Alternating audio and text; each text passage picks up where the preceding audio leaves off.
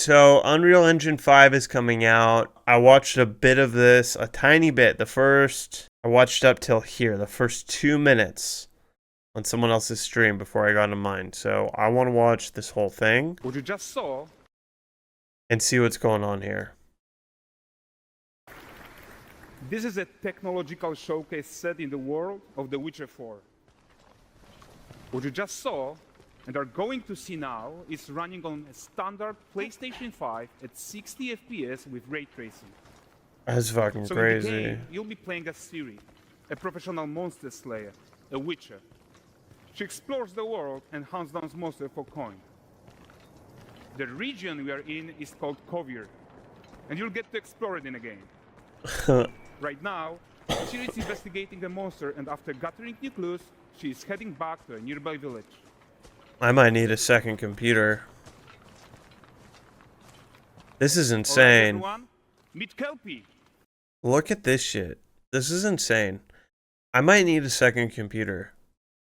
I don't know if I'll be able to stream and play these types of games at full... Let weeds be weeds, Kelpie. God damn.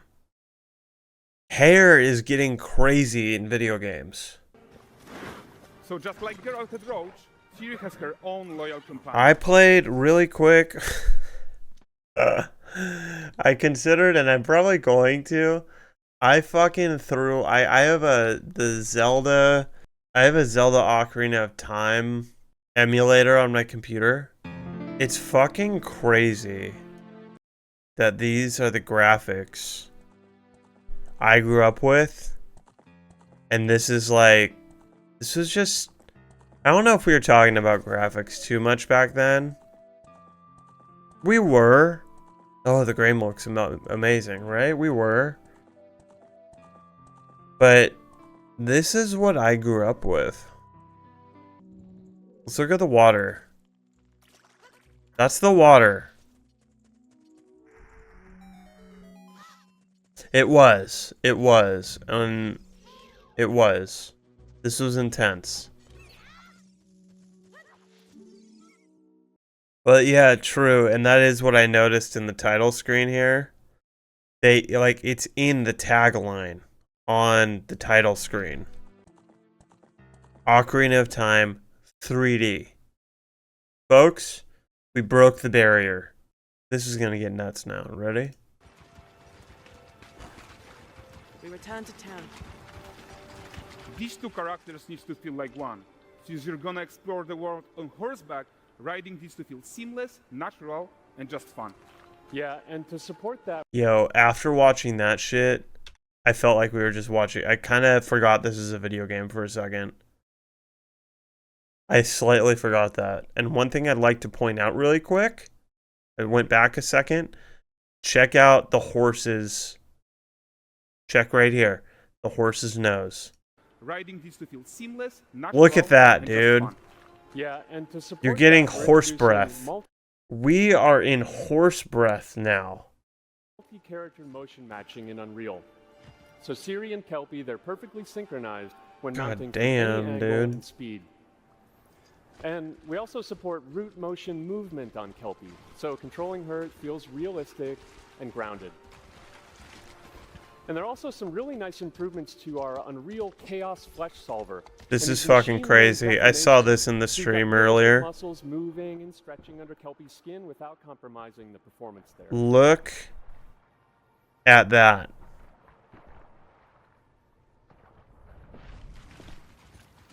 So let's leave Ciri behind for a second and talk about the world. What the hell?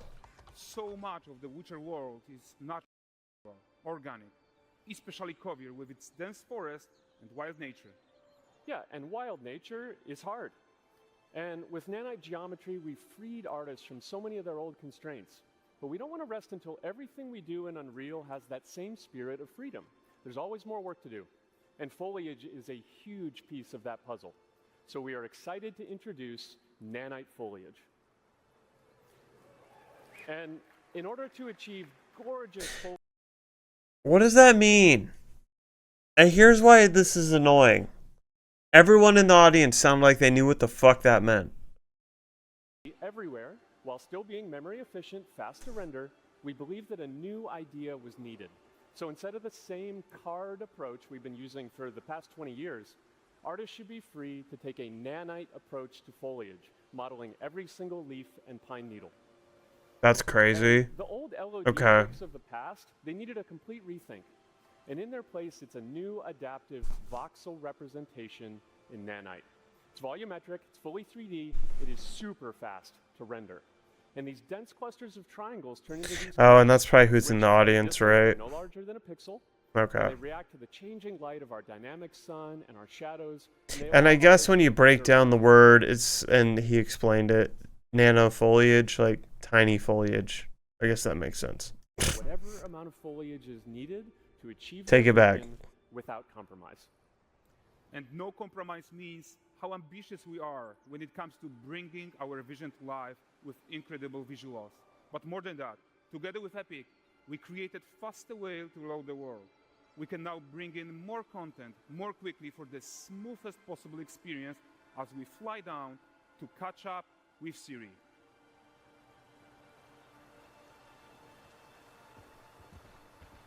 Yo, video games are so fucking nuts, dude.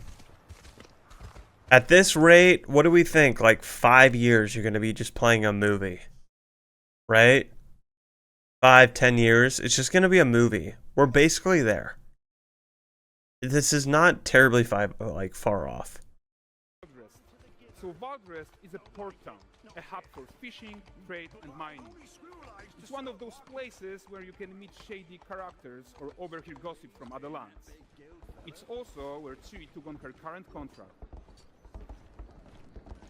High-tech, let's leave Kelpie here and explore the marketplace and food. I'm so excited we can finally show you some of this stuff. Let's see what Valdrest has to offer. Not her again.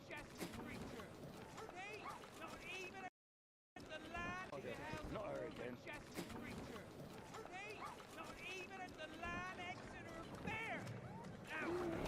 Oh shit.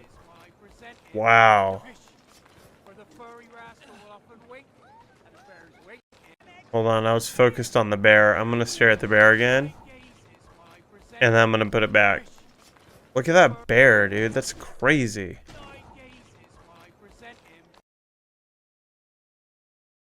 That's fucking nuts. Okay. Now I'm gonna watch her go through this crowd. Yeah.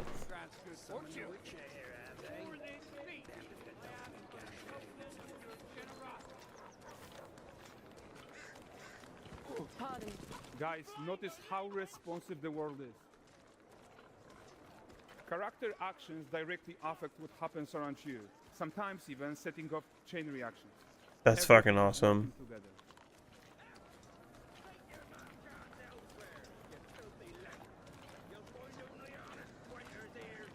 Oh, look at this poor gentleman being taught how to fly by an angry innkeeper. That's what happens when you cheat at Gwent. Last of it, is it? Wait, what did I miss? Gentleman being taught how to fly by an Oh, angry innkeeper. okay, that guy just being thrown That's out what for happens when you cheating. cheat at Gwent. Last of it, is it?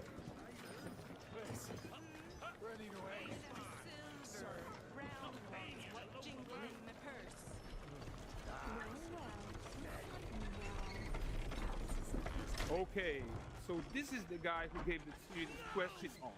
Like you probably suspect, he has his own agenda in all of this. You're off your tits again, Wilfred. Get your ass up.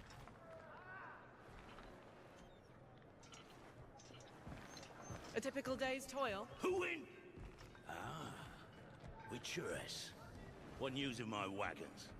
No eternity is taking that damn salt to arrive. What the fuck, man? This is amazing. Well, suffice to say, they'll not reach you.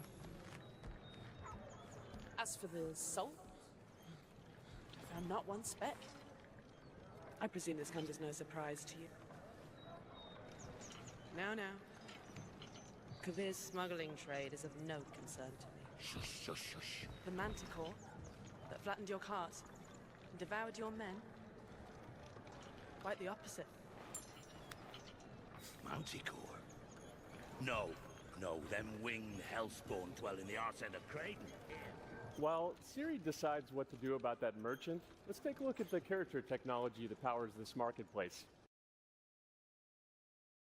I think the interesting thing too is, will this happen every time you walk by, or is it a unique and dynamic where each NPC has a number of options and different animations and things that might happen?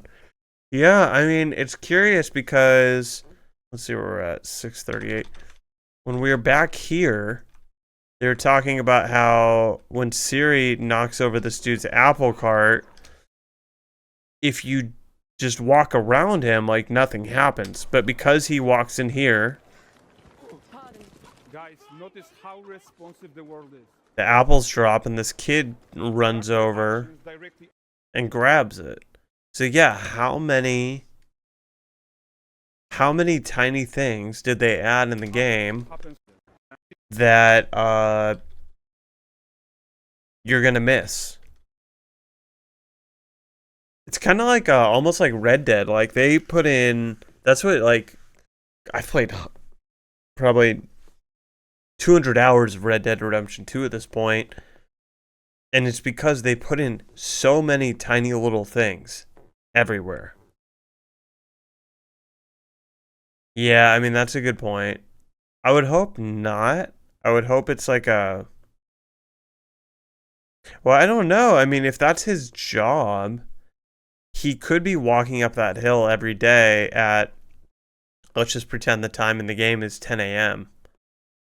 And then, but to a better question, that's his job, but will that kid always be at the bottom of the hill? Because that would be an unrealistic thing.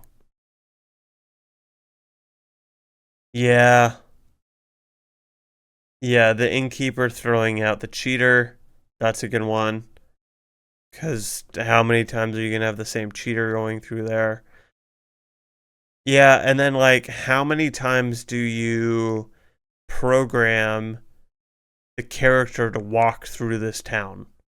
So how many different events are you going to create for this town that you're walking through? Is the bear going to be there every single time?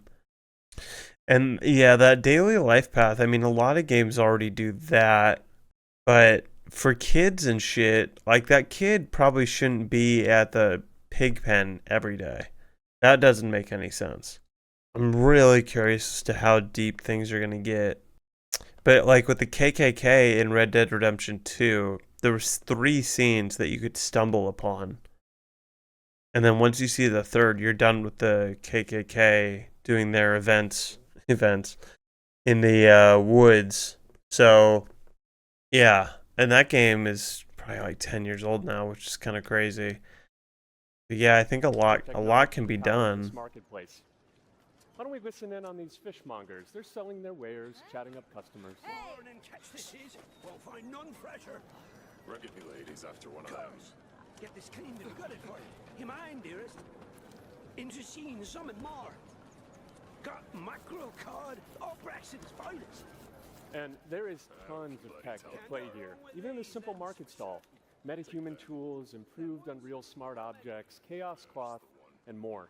Yeah, and all of this exists to make sure that the gap in quality between Siri and NPCs is as small as possible.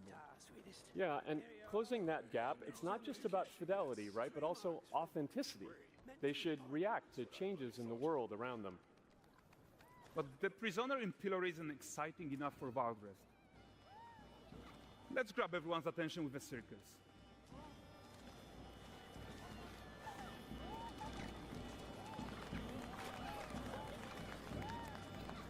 But the great performance deserves a huge crowd though.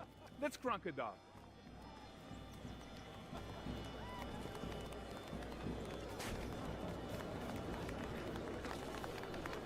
So you are seeing tons of optimizations here to many of Unreal systems, including an entirely new Unreal animation framework, allowing us to fit easily in our 60 FPS budget, not just in rendering, but also with room to spare on the game thread.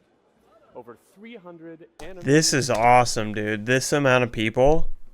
because we all know from playing video games, like, there's rarely scenes that have this many NPCs. Yeah, the fire's going. I need to see that fire. Let's see what's going on there. But there's rarely scenes in games. Like, this is standard, right? And that's why they did it for this demo.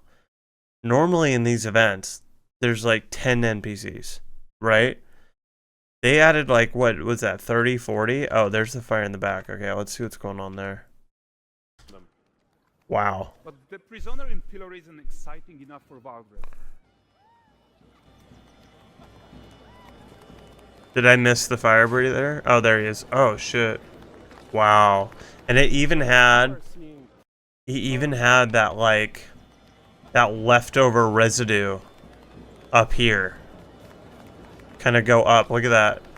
Trailing up. That's amazing. Tons of optimizations here to many of Unreal systems. Yeah. Including an entirely Wow. new Unreal animation framework, allowing us to fit easily in our 60 FPS budget, not just in rendering, but also with room to spare on the game thread.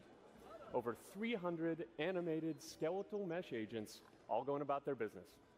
And the whole point is to leave breathing room for developers like you to introduce the gameplay and the systems that your players expect, empowering you to make your worlds come to life without Unreal standing in your way. Holy shit. You're right. That's the open world RPG that we're making. But before we wrap up, how about one final check-in with Siri?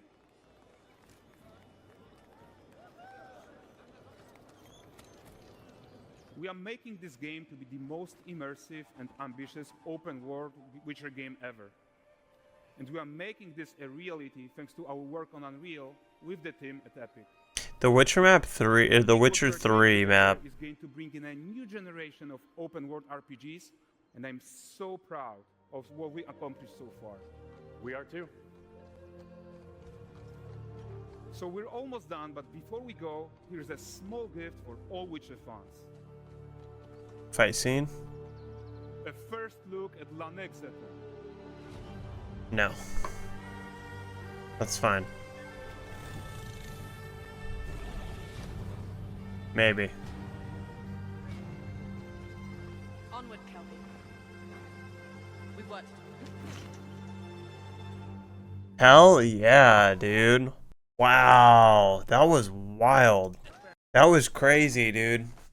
The Witcher 3 map, too, is, like, insanely big. I wouldn't be shocked if they redid that shit. Yeah, okay, I know water's like a joke when people review games, but it looks really good. It looks real good. Ooh.